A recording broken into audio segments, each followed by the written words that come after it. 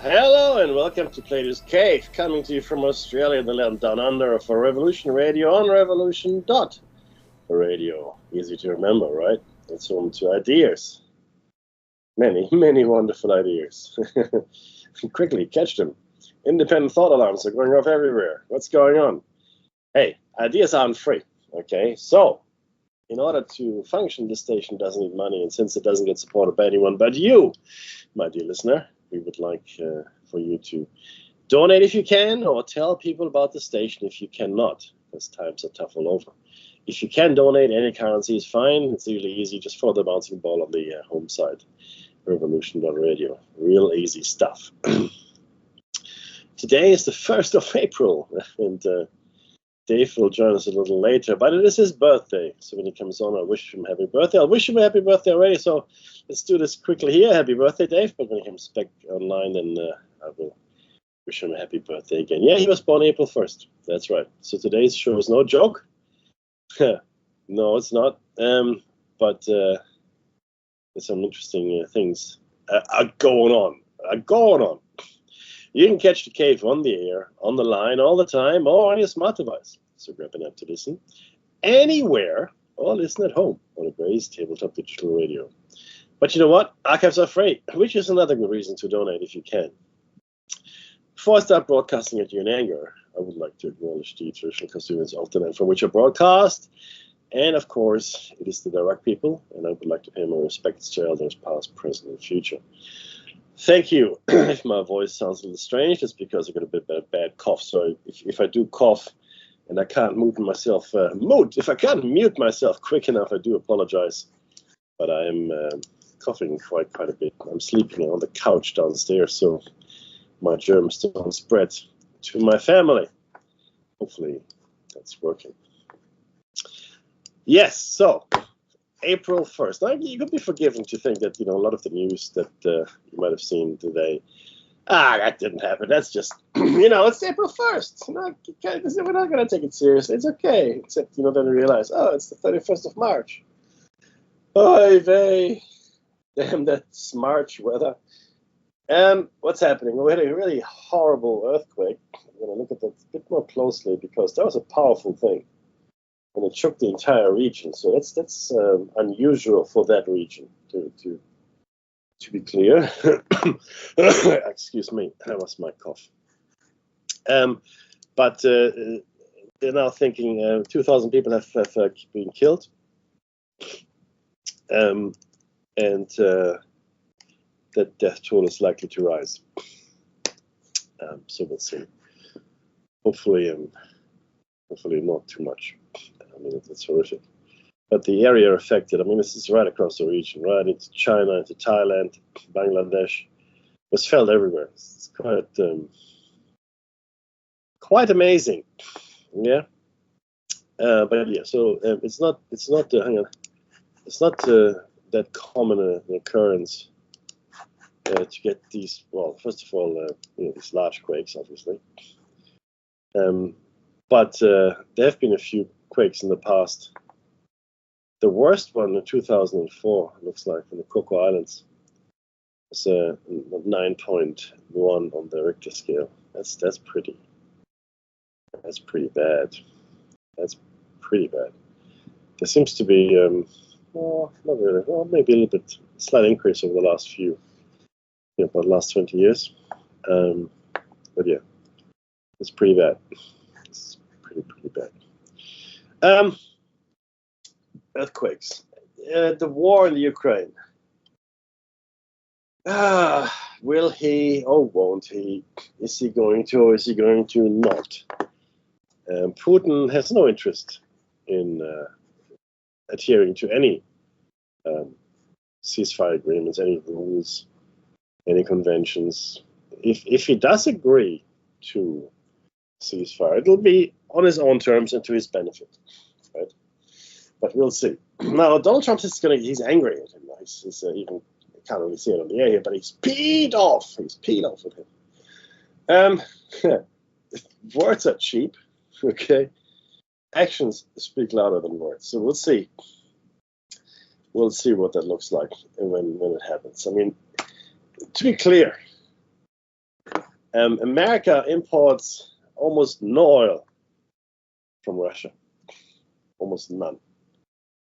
Okay, so I mean, if he puts any tariffs on Russian oil, okay, I don't think Russia would care too much, to be honest.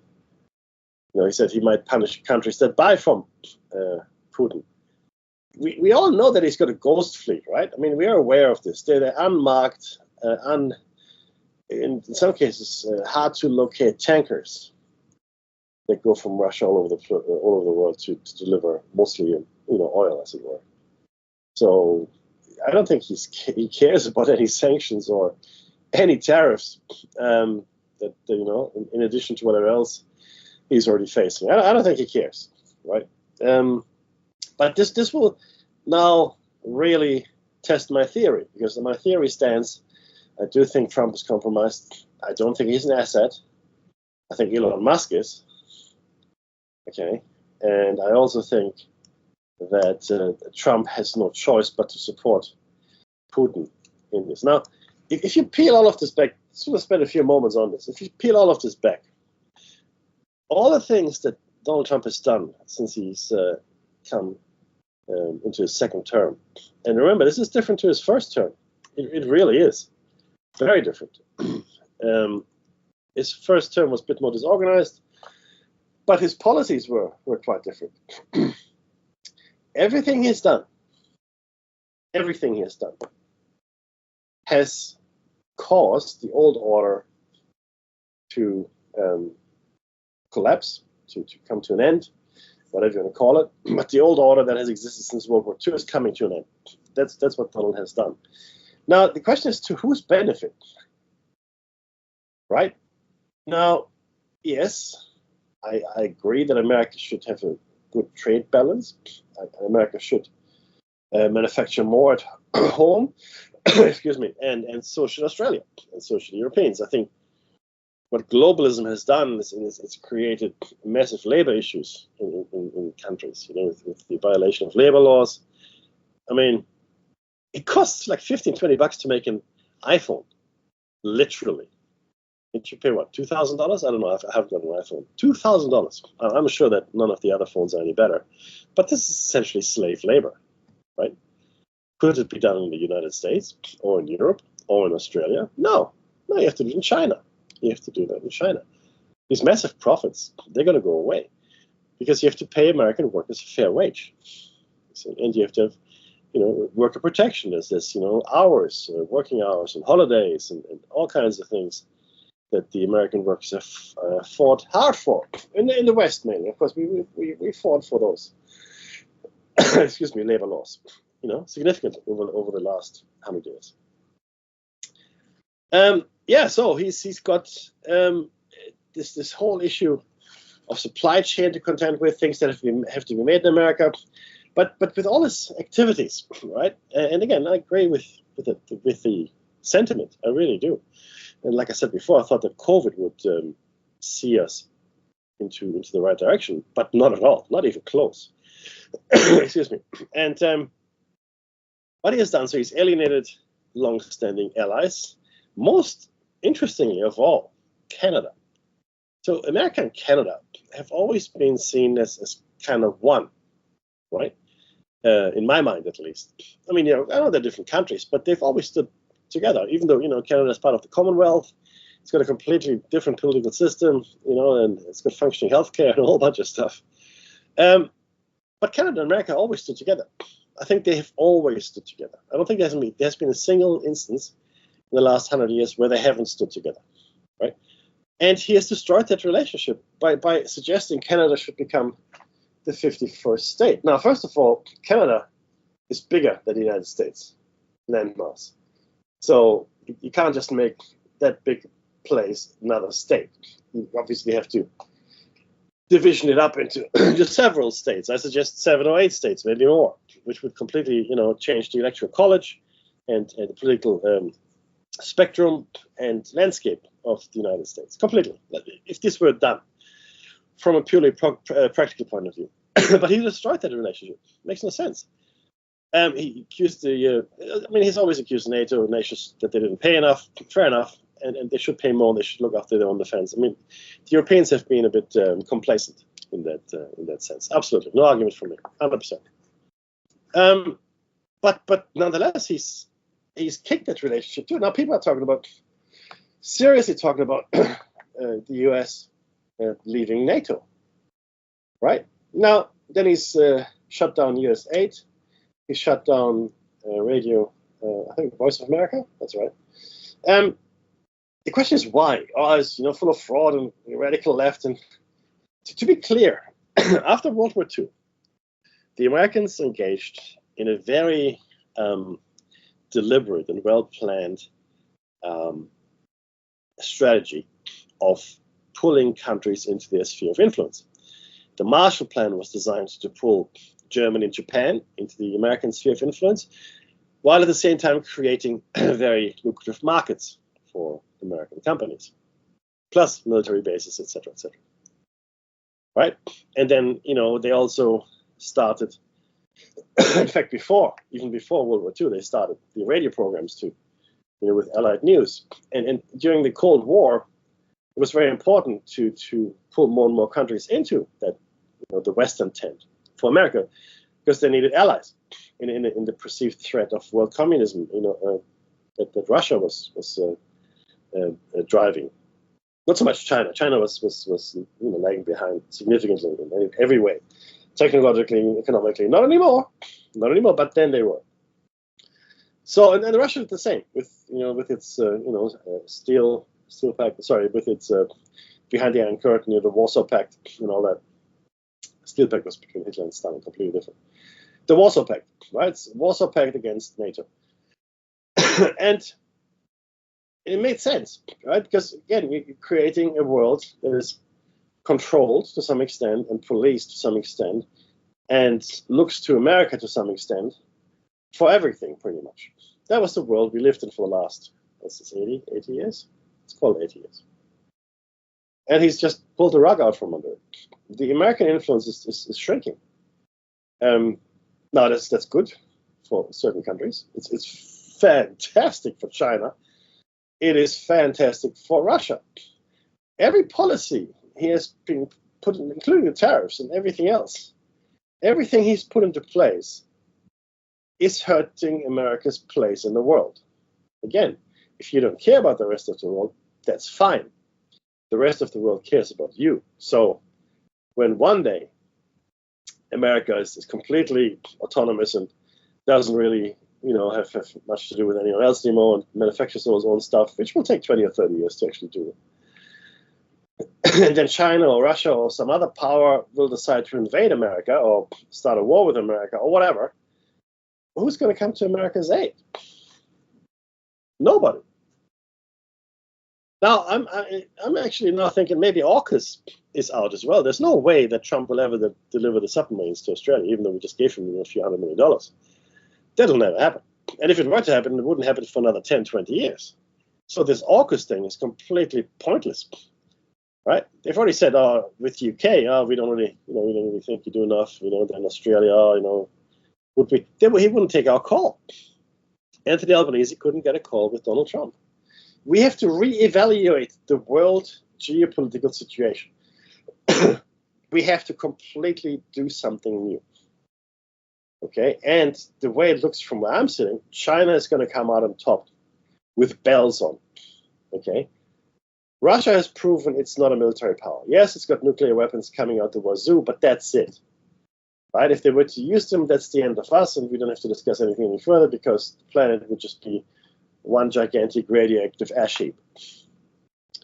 In a conventional war, Russia has no chance.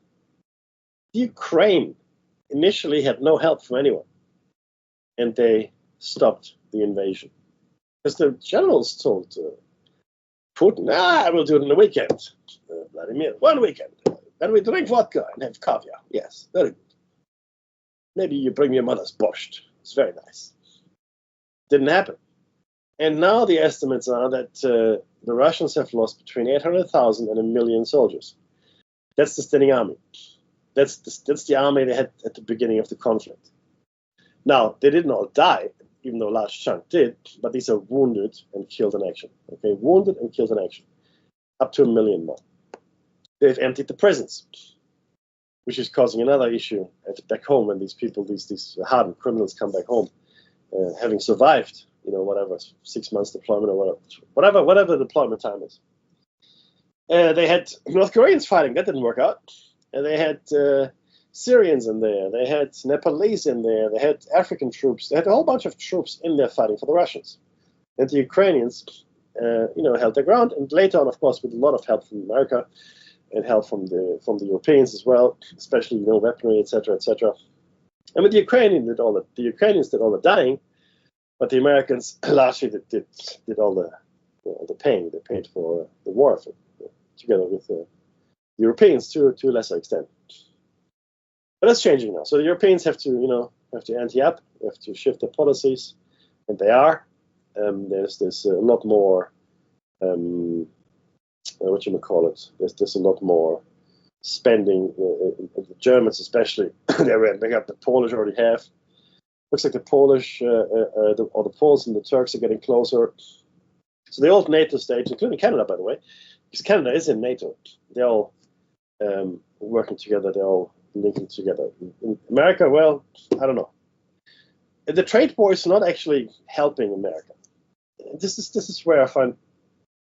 I mean, I studied economics, okay, but you don't have to study economics to understand what a tariff is. So let me just explain it one more time, very simply. A tariff is a levy or sum of money you put on something that comes into your country from another country, like butter, a piece of butter, right? Let's say you want to buy German butter in America. Okay, German butter, costs $1. That's how it comes in. American butter is $1.50, so that's no good. So what you do is you slap a tariff on it, which makes German butter more expensive, ideally more expensive than the home product. So they might put a 75-cent levy on that piece of butter. It's now $1.75, and Americans are likely to buy American butter. That's how a tariff is meant to work. If there is no industry to protect internally, then the tariff doesn't do anything. and then we have to look at what kind of goods these are. There are two types of goods. One that have elastic demand, and other goods have inelastic demand. Goods that have elastic demand are goods that you will buy, no matter,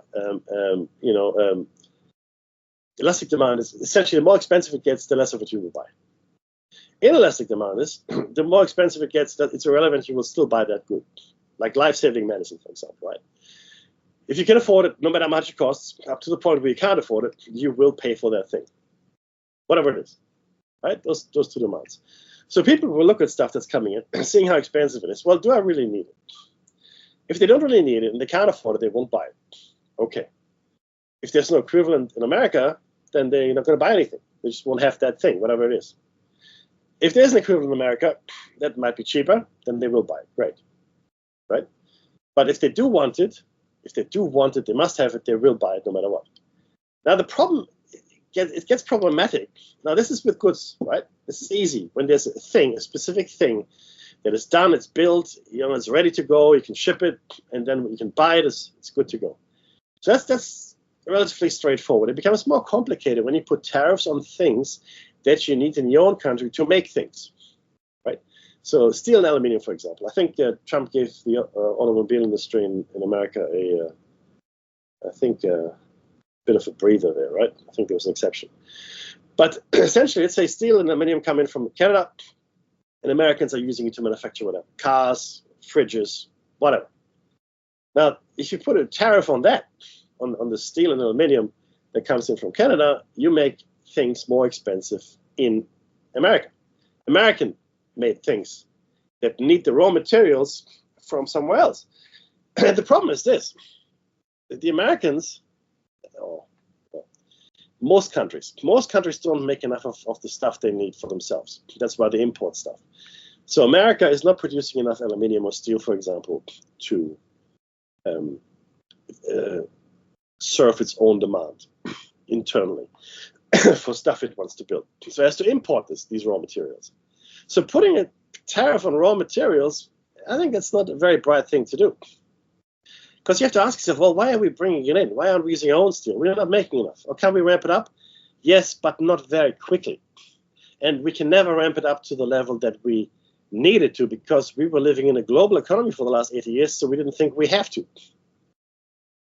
Some companies manufacturing in the United States already? Yes, they are. Are they ramping that manufacturing up? Yes, they are.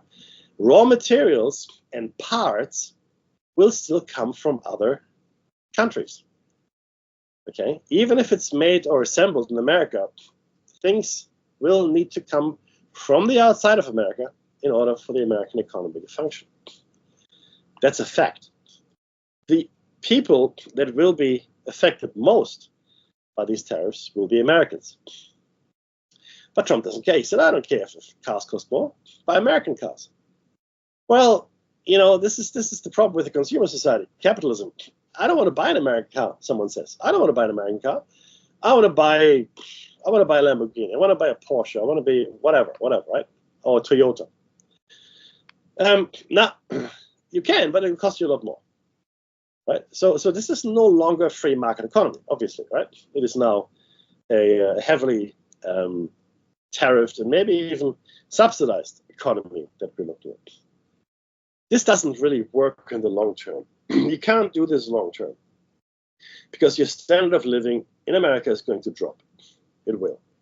You're not going to create enough jobs, because the thing is, if you make American cars more expensive because of all the tariffs you put on the raw materials, or not even cars, but anything, could be microwave, could be TV, I don't care. Right? If you do that, then people may buy less, which will cost jobs. You're not creating jobs. You're destroying jobs. But that's part of the Great Reset. Okay? If you haven't woken up yet in America, wake up. Donald Trump is a billionaire. Mark Zuckerberg is a billionaire. Bezos is a billionaire. Elon Musk is not just a billionaire, he's the richest man on the planet. Well, maybe not anymore. He's getting hammered with his shares. And then you look at all the people that he has pulled into his cabinet. If they aren't Fox anchors, they are billionaires, right? They're all well-to-do. Do you really think that those people, these billionaires, are going to build an economy that will benefit you? And when I say you, I'm assuming that most of our listenership here is middle or working class, actually work for a living, right? Don't have generational wealth, you know, don't drive a Lamborghini or whatever, and actually have to work for a living. That's my assumption. They're not there to help you. The Great Reset, as Klaus Schwab, as Charles Schwab has said, will be when you own nothing and you will be happy.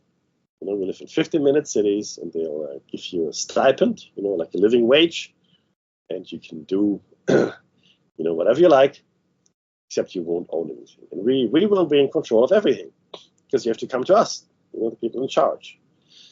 And you will live in your little cubicle, and you can look at the parklands, but nary shall you set a foot into them, because that will be reserved for the feudal parasites.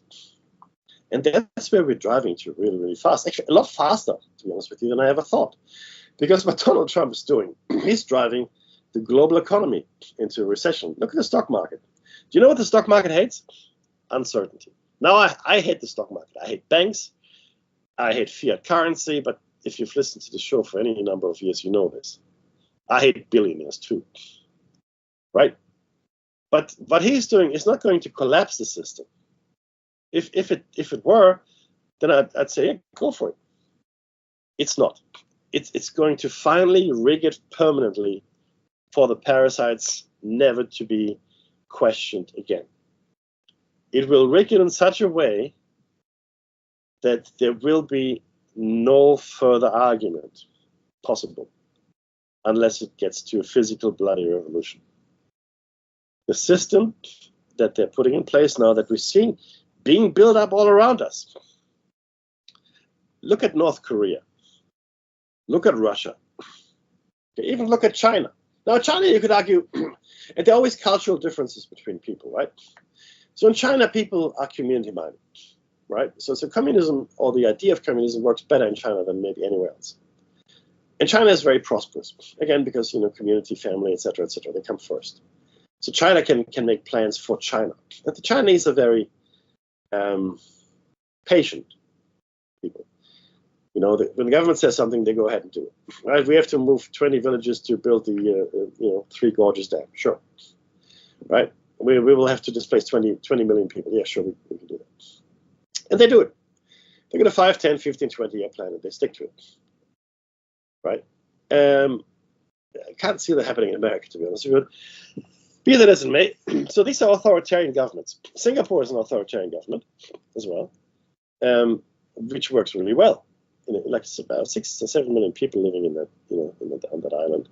It works really well. I love Singapore. It's very clean. It's safe. If you want to be running naked through the street, singing anarchy slogans, it's probably not the place for you. But I like it. So could I live in Singapore? Yeah, absolutely. But freedom, again, is not very big, right? So if that's what you want, and again, it won't be like a Singapore model, I don't think. The model that you're looking at here is probably more like Russia with a bit of North Korea and a sprinkle of China. That's where America is headed. Very quickly. And I've said this since he started running, and when he won, I said he will not leave the White House willingly. He'll find a way to stay in the White House. They have to drag him out of that White House in a body bag. And he said, now, a number of times, well, yeah, maybe I want to run again. Maybe I can go for a third term. There are ways to do a third term. Excuse me. There are ways to actually. Now, what could happen, the most likely scenario, sorry, not the most likely, but the scenario which would have absolutely no blockages and no barricades, would be if he were to run as vice president with whomever is going to run for president, be J.D. Vance or someone else. And then, because he can only serve a certain amount of time, and I think it's 2 years and 1 month or 2 years and 1 day. So J.D. Vance has to stay president for 2 years and 1 day, and then he hands it over to Donald Trump. Right? And Donald Trump could be the perpetual vice president until the end of time in that scenario, right? As long as the president, whoever runs for president, agrees with, yeah, that's what we're going to do, right? And it doesn't even have to step down. If Donald Trump is vice president, for the next, well, he's close to 80, next 20 years, whatever. Then he's the power broker. The president becomes the figurehead, and the power rests with the vice president, and that's the model that Russia has. Because Putin ran out of terms to run, right? So he finally became another. He's no longer president. He's not something else. He's a chancellor. Then he was something else again. But he has made himself, he created or manipulated the political environment in such a way that he could stay in power. In China, they don't have that problem. It's just, I'm the party leader, so suck it up, buttercup. There's nothing you can do, right? Singapore is similar. There's no real, there are free elections, but yeah, are they really? North Korea, there's no elections at all. Okay, so, and maybe the elections will be done away with at some point. And look, there are other ways to do it. The scariest and most permanent solution, like something that would establish autocracy in America for a long time, would be a coup. Someone blows up the White House or Congress or the Statue of Liberty. Donald Trump declares a state of emergency and martial law. Habeas corpus suspended. Everything is suspended. Constitution is suspended. Everything's suspended. And Donald Trump gets executive powers to do whatever he wants doing martial law. Yeah? That then would cement him in there permanently. In fact, once he suspends it, the courts have nothing to say. Senate, Congress have nothing to say. Yeah? They've already started disappearing people. These students. I'm reminded of this poem from which was written after World War II. They came to take the communists away because they were the first ones taken away, right? I said nothing. Then they came to take away the gays, didn't say anything. Then they came to take away the handicapped, didn't say anything. Then they came to take the gypsies and the Jews, and I didn't say anything. finally they came for me, and there was no one left to speak up. They have started to disappear people. These are students, okay? And this lady, I mean, I'm blown away by this, but apparently she had an op-ed piece in a student paper at university. And it was critical of something, maybe Israel, I can't remember. Doesn't really matter. I thought that was freedom of speech. And they took her off the street in handcuffs. Wow. Oh, hey, Dave, happy birthday, buddy. Thanks, man. It's coming to a town near you. Your birthday? Sweet. No. It's the Festival of Dave. That's for a whole month if I was a Roman emperor. I'm just making you month. Doesn't matter. Yeah, okay. No, I call it Davidus. Davidus. Greek. It comes from the Greek. So that kind of coming after the people and locking them away for completely stupid reasons. That's coming to a town near you. Well, it has started. Now the question is, see, the thing is this is where it is really interesting. So there are two things that are happening right now, right? One, he keeps deporting these illegal immigrants, even though the courts have said no, don't do it. But he doesn't care. He keeps going. He does it. The second thing, people are saying, well, everybody in America is protected by the Constitution. If they weren't, I mean, if you lived in America and the American laws didn't apply to you, you could do whatever you wanted without any repercussions, right? So if you live in a country, then all of the country's laws and regulations apply to you, right? Notwithstanding if you're a diplomat. But if that's true, then everything that the Constitution, all the rights that you have, all the freedoms, all the protections, all the obligations, they are for all the people living in America. Now, Marco Rubio said a very interesting thing, Dave. We've given you a student visa, he said, and then you have these radical ideas, and you come here and you're a troublemaker. And I'm thinking, this is America. You can say whatever you want. They defended the right, and they still do, and everybody does, the left, the right, they all defend the right from neo-Nazis to have their protest marches and say whatever they want, right? But you can't, this is the really interesting thing, you can't do anything that Donald Trump doesn't like. That's not a democracy. That's an autocracy. And in fact, in this case, it's an oligarchic autocracy. Because Elon Musk is giving himself contracts that he has taken away from others. He has stopped court cases against himself and his companies. He has fired people, the governor, the inspector generals, etc. He has fired people that were actively investigating him. Yeah, that's not a problem, Dave, right? That happens all the time in North Korea.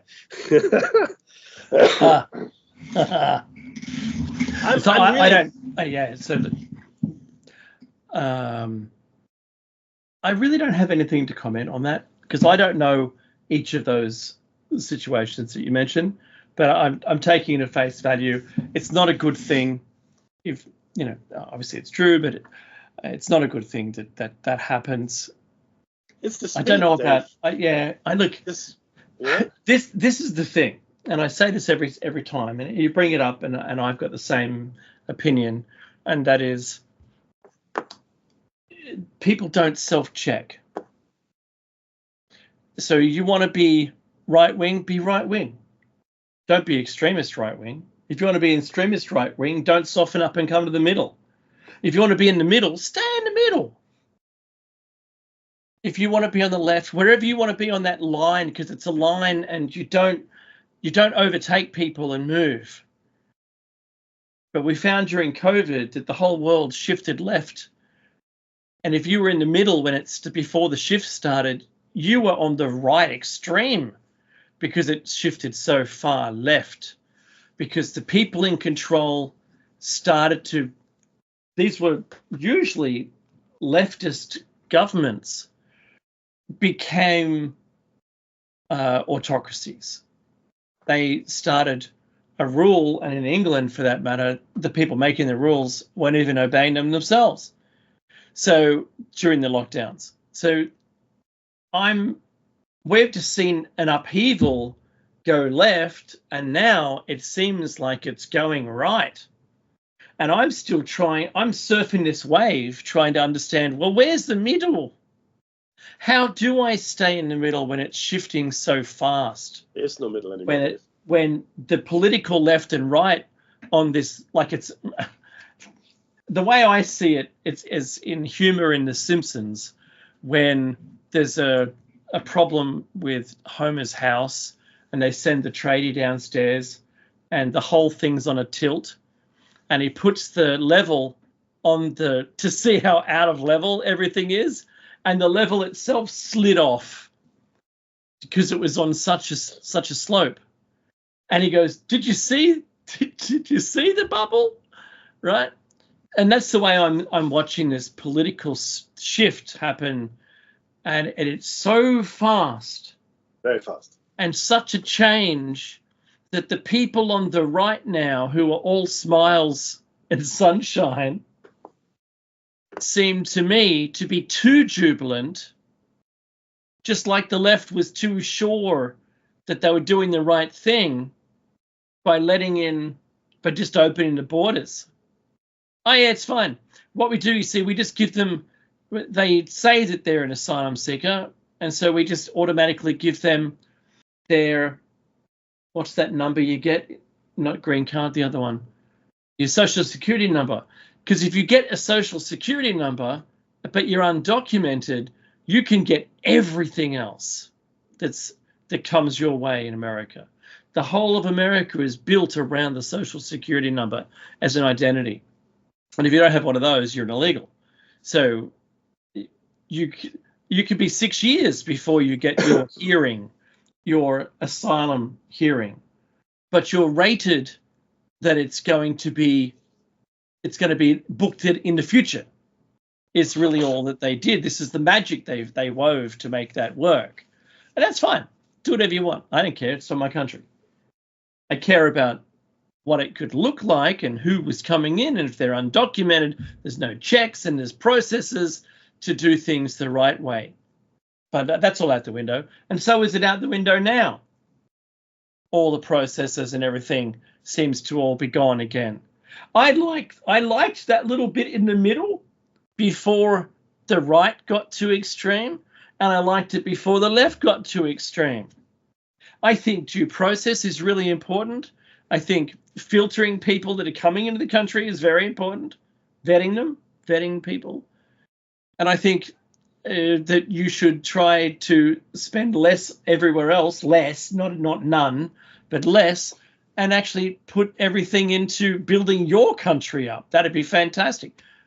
I'm a little bit of everything there, Becky, but I think the rules are really important, not just for the billionaires, like Becky points out, not just for the parasites, but for the everyday person. I think that's what's missing here. Yeah, there are no rules for. There aren't. Look, for the longest time now, there have been no rules for the billionaires and the parasites. The laws, and we've discussed this at length here, the laws that exist are only there to control, the regular folk like you and me. And that's the oligarchy, right? Well, it's actually worse. The oligarchy, in an oligarchy, there's still a level of pretense. Here, there's no pretense. If you've got power and money, then you're completely untouchable. But there's another thing that's important here, and I said this before you came on, Dave. America's isolating itself, and if America were in trouble in the future for whatever reason, let's say China invades America, whatever, there wouldn't be anyone to come and help. Now, the reason I'm saying this is because Germany, after World War II, Germany had a very strict military policy. We can't deploy overseas. We only have a small military this big. There was conscription. There was conscription, but you could opt out and do something else, like ambulance. One of my friends was an ambulance driver. You had to do 18 months of military service or 2 years. Yeah, in national service. Yeah. Of something else, like ambulance driver, whatever. Now, cool. What they've done now in Germany. This is Germany. They have now voted, and I want to quote this here because this is important to get right. Excuse me.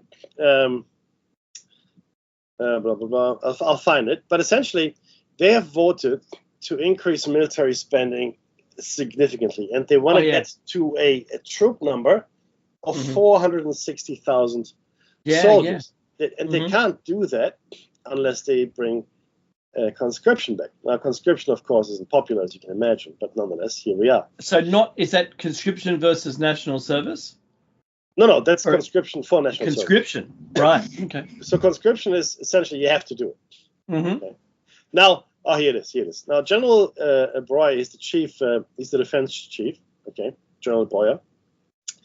Blah, blah, blah. The Bundeswehr, he says, has too little of everything, and the report's author, on which Breuer commented, Eva Högel, revealed dire shortages ranging from ammunition to soldiers right down to dilapidated barracks.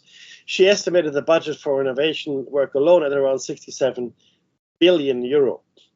This is important, lifting the debt cap. This is like, the parliament has to vote for it, allowing the military to borrow, in theory, without limit, will give it access to a steady line of funding to start to address that, General Breuer says. This historic move was made by Scholz's expected successor, Friedrich Merz, he's the new guy. In a rush that raised some eyebrows, he submitted a proposal to Parliament just before it was disbanded following the February elections. Parliament was disbanded because the elections are being run. Okay? But the European countries, because Trump has pulled away from it, they all must do this to protect themselves. Well, but see, this is a fundamental shift of the 80. We talked about this. This is a different paradigm now. The last 80 years were a different way. And as I said before you joined us, America spent the last 80 years getting as many people into its camp as possible. That's right. Right? To have America the dominant military and economic force in the world. Right? We affectionately call it the world police. Yeah, and it was exactly Global. It was America that started globalization, meaning it moved its manufacturing base to cheaper countries. America started it. The American companies started it, right? And to bring them back now, to bring back all manufacturing, all of it, back to America, completely impossible. It's not actually at all feasible. Some, yes, and good for them too. But there's no way this will happen at scale or in the way Donald Trump might want to do it. And it will take decades to do it. Now, America, see, this is where it gets a bit dicey, Dave, right? So I said earlier that we're we're running towards the Great Reset in the States. Yeah. But in order for Trump's policies to be permanently successful, they have to be continued. But and for the last 8 years, so if there was to change a government, they just axed it all straight away. Well, yeah, all executive orders, would disappear overnight. Just like he has reversed Biden's executive orders, right? Yeah. So once you've written the order and you've got an action in place, you want to be able to put a bill through and get it passed legitimately. That's right. Yeah. So Congress, Senate, they have to pass it, et cetera, and then then it becomes a law, and then the judiciary can determine on how to apply that law. But that's why you've got three branches of government. That's really important in America. But what's happening here is the plan just wouldn't be followed through anymore, because for the last 80 years, no matter who was a Republican or Democrat, didn't really matter. It didn't matter who was in the White House prior to Trump. There was always a very similar foreign policy. And there was a very similar way of dealing with things, the American way, right? We want to increase American influence. We want to increase American touch points. We want to increase American bases, and on it goes, right? Now, unless you understand history, and I don't think Donald Trump does, it makes no sense. Why would we do that? Right? Now, the thing is this: some of the things. This actually happened, right? And this really worried me. Donald Trump was taken on a historical tour of Pearl Harbor, and he goes, "Oh yeah, what's that?" Well, that's where the Japanese attacked. Donald Trump had no idea what Pearl Harbor was. And I go, that's not good. That's not a good thing. There are other instances where that has happened. He just doesn't. Well, but you have to understand, Donald Trump has been a real estate developer all his life. He grew up that way. He collected rents in the tenements that his father had in New York. That's what he did. He didn't have a deep education. He certainly didn't study history in depth, or in fact economics, or even global economics. He's a real estate developer. I don't think he fully understands how the global market works, right? And that's a real handicap for an American president. And around him, he only has echo chambers. There's nobody around him. Like in the first administration, there were people actually, in disagreement. But in this administration, nobody is disagreeing with him openly. And that's a real big problem because Donald Trump doesn't fully understand what he's doing. Like the repercussions, I should say. It's a real problem. It's a problem for America. And Dave, unfortunately, it's a problem for us. Because there's going to be a knock-on effect, right? Globally. It's inevitable. And this is only a couple months in. We cannot even imagine what the world will look like in 4 years' time. And he will not relinquish that seat of power because, again, back to my point, he has to see it through. Because all these things he wants to do, right? Making America great again, bringing manufacturing back, I guess drill, baby, drill. I guess he wants to increase steel production, internal resources, all that stuff, right? Maybe even food, completely self-sufficient in all foodstuffs. He wants to limit trade or have trade that only has a positive trade balance for America, right? Okay, but that's not a tomorrow job. That's not even a 2 full-term job, right? This will take decades to unravel. Globalism took 80 years to grow. 80 years. And you can't unpick it in eight years. 4 years, forget about 4 years. You can't, it's not possible. You can try to smash it, but if you do smash it, the impact.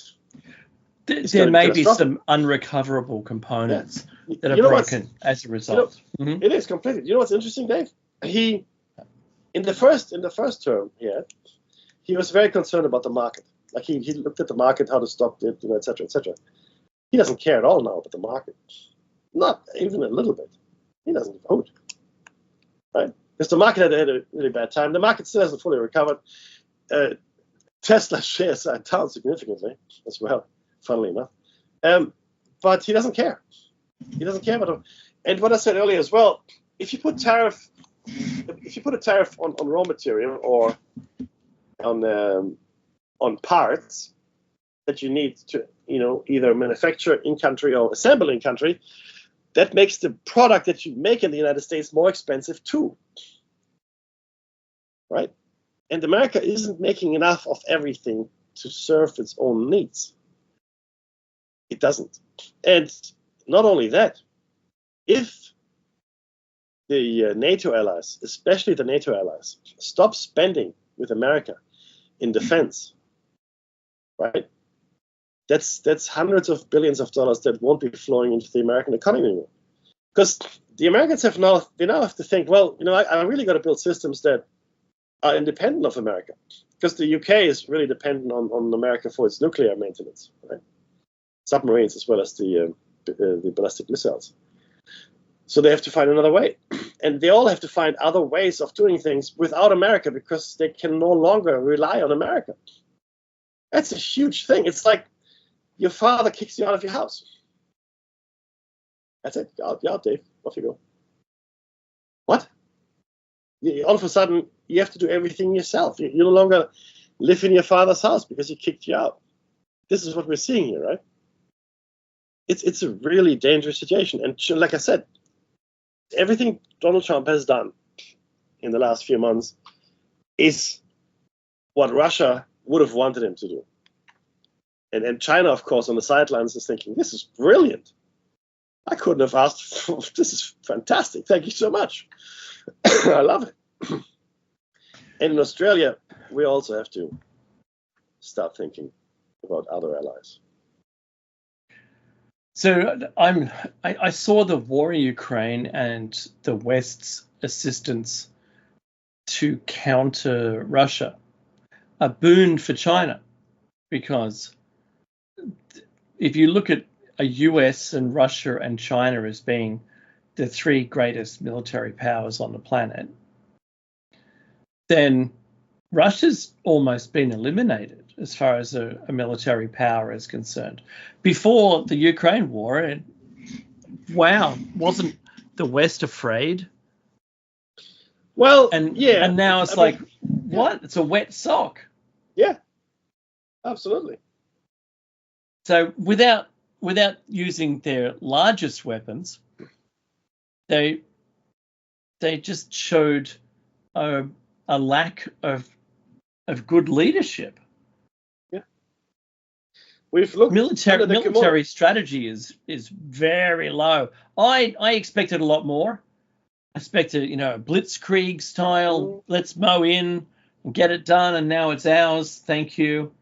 The world would not have liked it, but hey, there you go, right? Done. With very few losses on the Russian side, but that's not at all what's happened. And it really does emphasize the technology, the innovation that's occurred on both sides. But then China goes, well, that's one down. Yeah. We've only got US now to deal with, and I'm sure there's ways of dealing with that if you're China, if you're a strategist, because there can be only one. And I think that view, from China's point of view, is it's like the new Rome. There will be only the one empire running the planet. So that's the way I see it. Like, I could be wrong, but it's a different landscape. Just a couple of years from ago, yeah, it's different now, and I think we're going to see some very speedy changes coming up. Yeah, I mean, people have to adjust. They have to, because I mean, look. Right now, Russia has bogged down the Ukraine. We'll see what happens in the short term. I don't think we're going to get anything out of Putin, which will also be telling, because Trump is going to do exactly nothing. Any tariffs he imposes on Russia will be completely pointless, because you know how much oil comes from Russia into the United States? Virtually none. Virtually no oil at all. Let's put all the tariffs on. Let's like 1,000% tariff on all the oil. Mm-hmm. I mean, he could hurt third-party, nations that buy oil from Russia. He could do that, right? He could say, if you buy from them, I put tariffs on that. Okay, but again, so what, right? Any real action, like, that would actually hurt Russia, really hurt Russia, where he would confront them as an enemy, will not happen. 100%. I'm convinced of that. Why? Because he's been acting in Russia's interest this whole time, not America's interest. And this is really important. I know a lot of people that listen to the show going, that's not true. Yes, it is. I wish it weren't, but it is. He's absolutely been acting in Russia's interest. Okay? And to the extent that I thought completely impossible from an American president. I mean, Ronald Reagan is turning in his grave. I can tell you that right now. In his grave, he's doing flips. He's 12,000 RPM. He's spinning in his grave. And you go, what? This is the Republican Party, Dave, having become the bullhorn for Putin. By far the worst since Stalin. By far the worst Russian leader since Stalin, I reckon. As far as falling out of windows and such is concerned. Excuse me. But yeah, I don't know, man. Well, there's only 2 minutes left. Well, how's your birthday been? Let's end on a high note. All right. Well, I'll tell you what I did. I went to Randwick, and I bought tickets months ago for my daughter to go and see. There's a theatrical group all originally made of kids called Star Kids, and they've now branched out. They've got a couple of things going on in unison. But if you can see any of their musical productions, you'll find some on YouTube. They're very good. You'll find them on your own. Nice. Star Kid. They're very good. A Trail to Our Oregon is very funny live because you get to name the characters and they've got to sing those names into the music. Oh, it's fantastic. But they've got a new one called Gross Profit, and two of the lead there are in the show, and we got to meet them today personally. So oh wow. Yeah, and then tomorrow night is the show. So we had to traipse for 2 hours on public transport to get there. But you know what? Fantastic meeting up with them, to be honest. That's brilliant. And they're so down to earth, and just, their fame hasn't gotten to them or anything. They're really nice, fully genuine people, and the stuff that they've written themselves is now being put on by theatre groups around the world. Oh, really? It's so good. Wow. Yeah. So that's impressive. Good on them for doing something right and engaging the young kids in musical theatre. So my daughter wants to do that as well. She wants to write and be in musical theatre. Wow. Really? That's hard work, but it's brilliant, man. And there's the music. Oh, jeez. Hey, this has been Platos Cave. Thank you so much for spending your time with us. Don't go anywhere. Something is going to come up. I'm sure it's going to be awesome. And like I said, don't touch that dial. You can catch us again on Thursday and on Sunday. But until then, just mind your own two knickers. And Dave, be safe.